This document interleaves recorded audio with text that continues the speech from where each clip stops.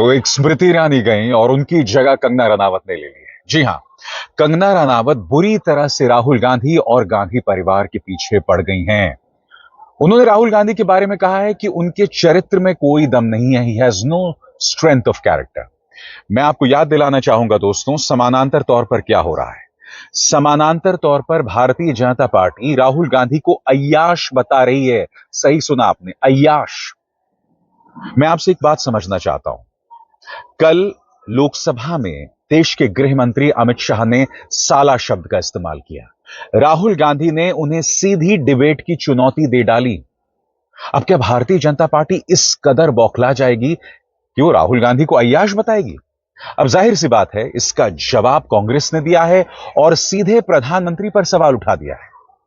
मगर इससे पहले कि हम तमाम चीजों की चर्चा करें, मैं आपको बतलाना चाहूंगा कि राहुल गांधी ने यह भी कहा है कि अमित शाह कांप रहे हैं। किस बारे में कहा कुछ देर बाद, मगर सबसे पहले सुनिए कंगना रनावत को। मैं आपको बतलाना चाहूंगा दोस्तों कि कल अमित शाह और राहुल गांधी के बीच में जिस तरह से भिड़ंत हो गई, उसके चलते हमारा ध्यान कंगना की तरफ गया ही नहीं। वो कंगना जो संसद के अंदर खड़े होकर कुछ भी उलूल जुलूल कह रही थी, वो आपको सुनना चाहिए। मगर सबसे पहले सुनिए, राहुल गांधी ने सीधा प्रहार किया है देश के गृह मंत्री अमित शाह पर। कांप क्यों रहे हो, सुना जाए। विरोध कर रहे हैं, इस पर क्या कहना है? उन फैसलों को बचाने के लिए बड़े नर्वस थे कल अमित शाह जी। गलत लैंग्वेज यूज कर दी, हाथ कांप रहे थे। आपने ये तो सब देखा होगा। कल अमित शाह जी ने गलत नहीं, लेकिन गलत लैंग्वेज यूज की। लेकिन जिस तरह से उन्होंने कहा है कि मेंटली बहुत प्रेशर में है, मेंटली बहुत प्रेशर में है, दबाव में है, वो दिखा कल पार्लियामेंट में, पूरे देश ने देखा। घुसपैठ और जो मैंने बातें बोली हैं उसके बारे में उन्होंने कोई मतलब बात तो नहीं बोली, प्रूफ नहीं दिया। हमने पब्लिकली प्रेस कॉन्फ्रेंसेस में कहा है, मैंने डायरेक्टली चैलेंज किया उनको कि आ जाइए मैदान में, आ जाइए पार्लियामेंट में डिस्कस करते हैं, मेरे प्रेस कॉन्फ्रेंसेस को डिस्कस करते हैं। कोई जवाब नहीं मिला। क्या यही वजह है कि भारतीय जनता पार्टी ने ये ट्वीट किया है जिसमें राहुल गांधी को अय्याश बताया जा रहा है?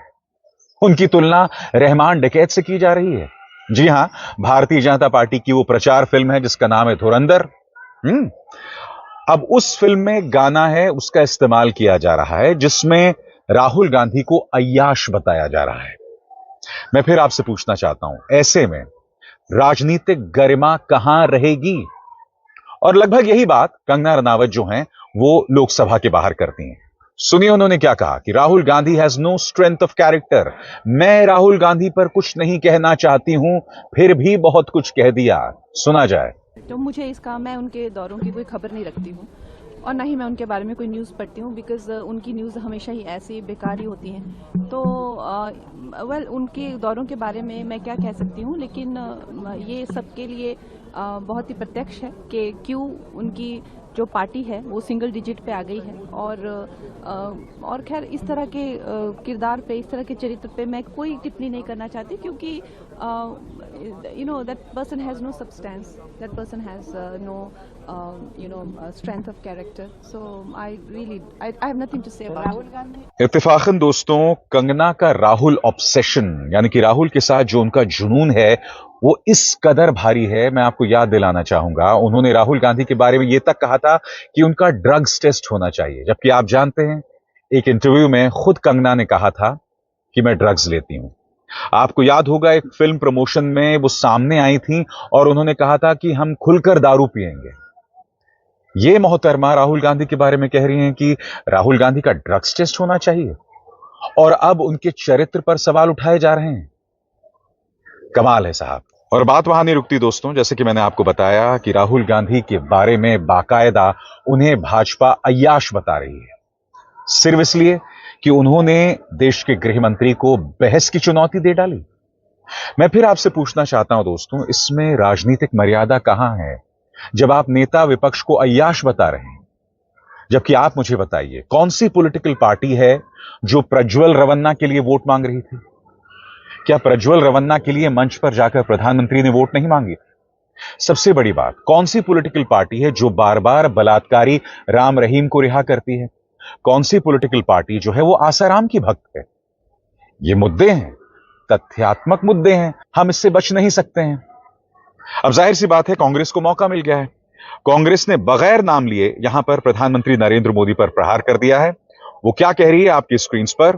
वोट चोरी के खुलासे से बीजेपी इतना बौखला गई है कि इस तरह के घटियापन पर उतर आई है। जब बात निकली है तो सवाल पूछे जाएंगे। गुजरात के मुख्यमंत्री आवास में किस लड़की को चेन से बांधकर रखा गया था? वो कौन सी लड़की थी जिस पर गुजरात के मुख्यमंत्री आवास से जासूसी कराई जा रही थी? गुजरात का वो कौन सा मुख्यमंत्री था जिसकी चीन में अय्याशी करने के बड़े चर्चे हैं? क्या बीजेपी इस नेता की जानकारी जनता को बताएगी? ऐसे कुकर्मियों का असली चेहरा जनता के सामने जरूर आना चाहिए। जो बात भारतीय जनता पार्टी कर रही है जिसमें राहुल गांधी को अय्याश बताया जा रहा है, उसका किसी भी सूरत में समर्थन नहीं किया जा सकता।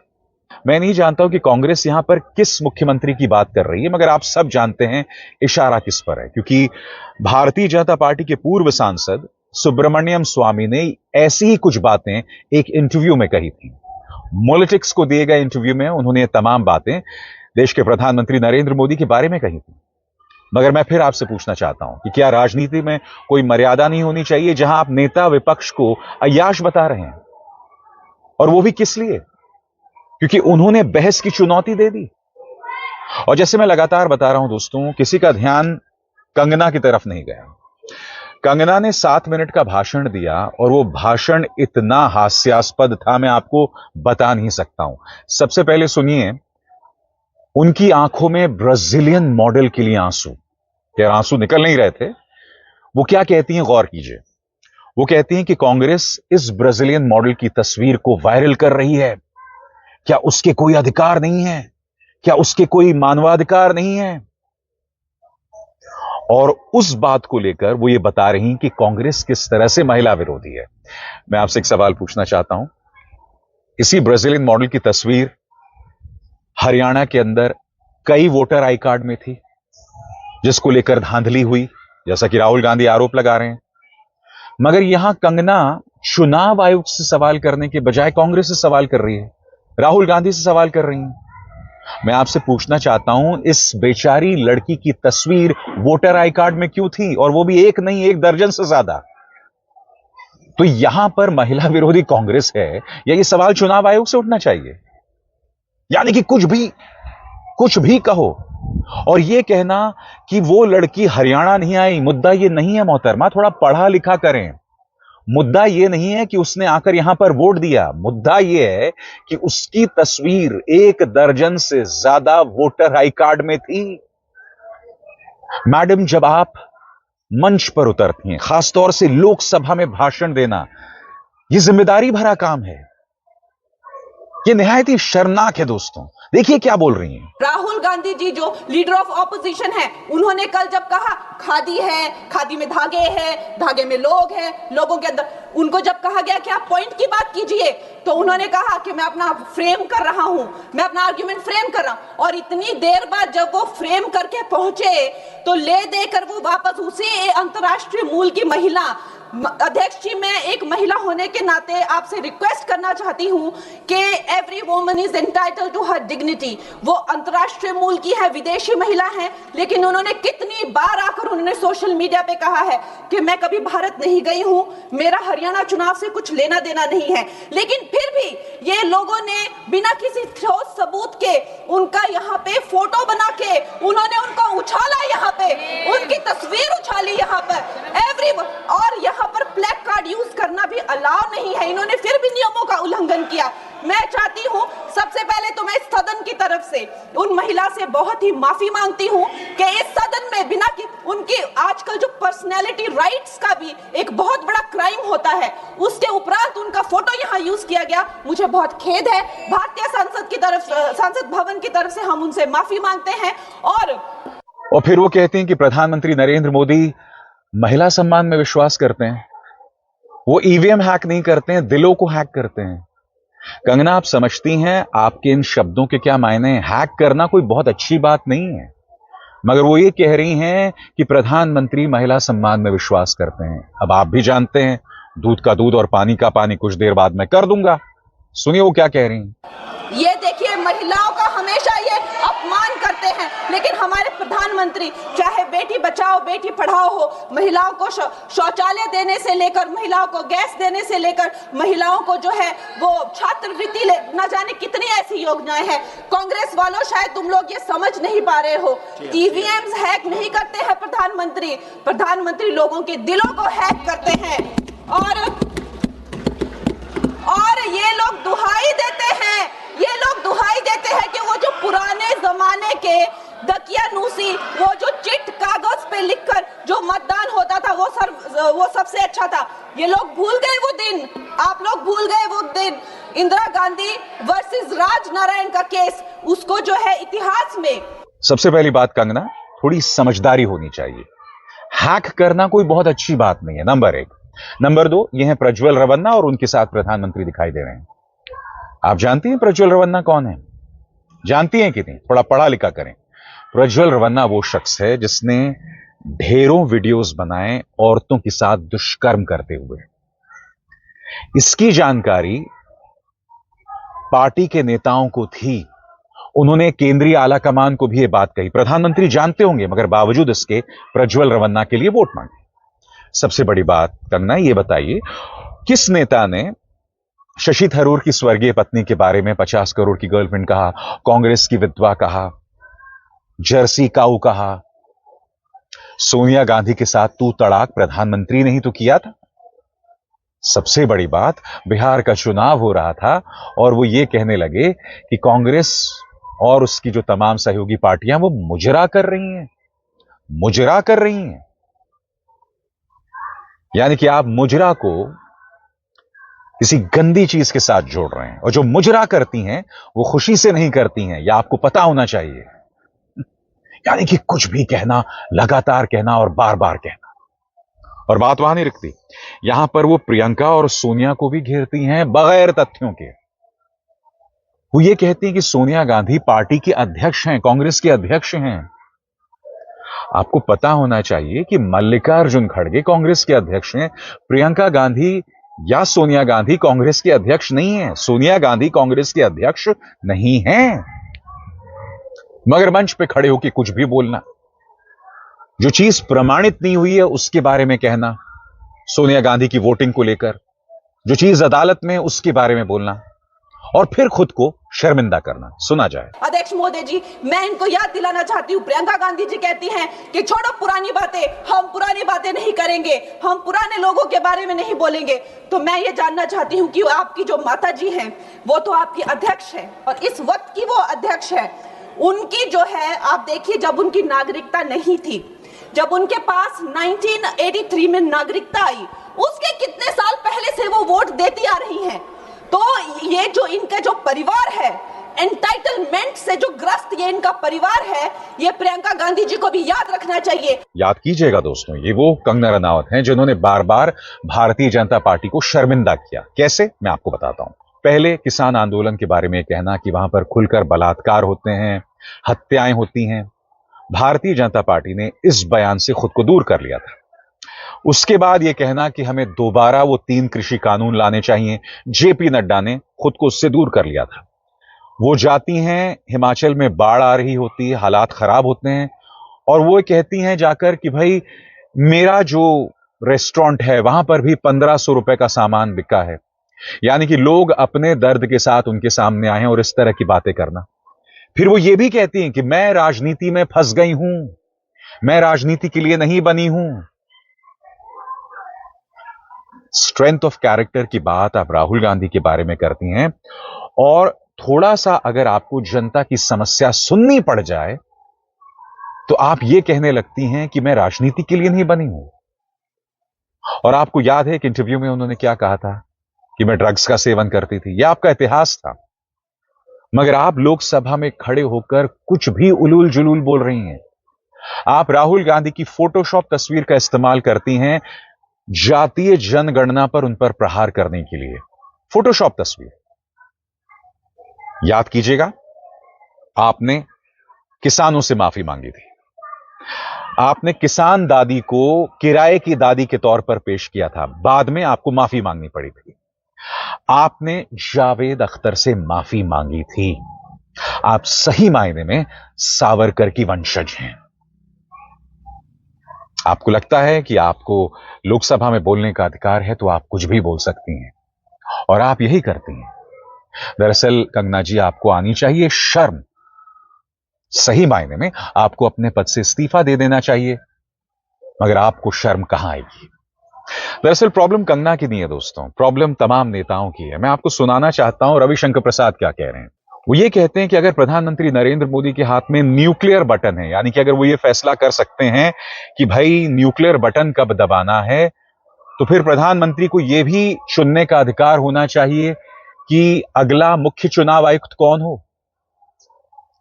ये किस तरह का तर्क है रविशंकर प्रसाद? अगर कंगना रनावत ये बात कहती तो मैं समझ सकता था, यानी कुछ भी कहना। न्यूक्लियर बॉम्ब में बटन दबाना और मुख्य चुनाव आयुक्त का चुनाव, इसमें जमीन आसमान का फर्क है। सुनिए किस तरह की वाहियात बात कर रहे हैं। Mr. Venugopal, with greatest respect to you, your insistence that the CGI must be a part of the process betrays the sanctity of this house, democratic governance. अपने अंदर विश्वास करिए महाराज, हम लोग कैपेबल हैं।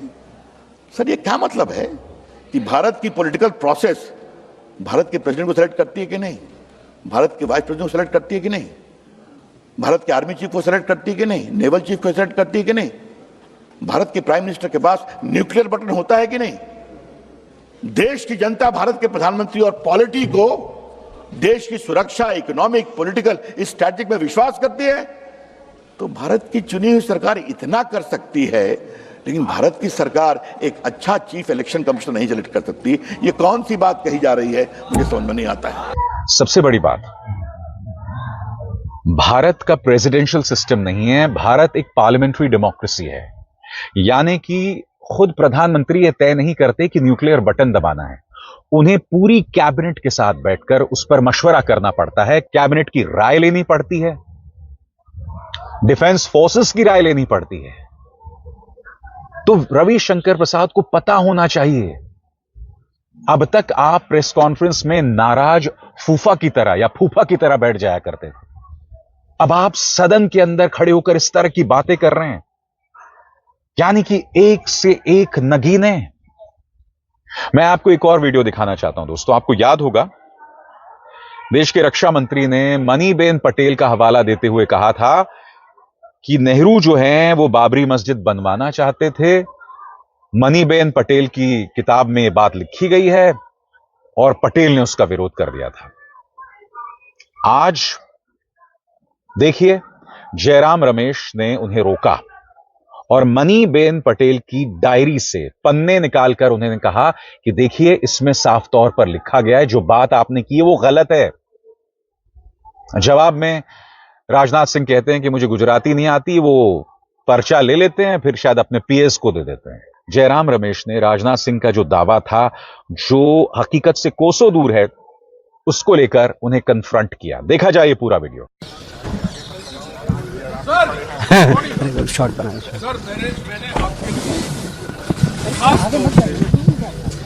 मनीबेन पटेल का डायरी में गुजराती, अबे भाई आप गुजराती में है या आप रख लीजिएगा और पढ़िएगा प्लीज।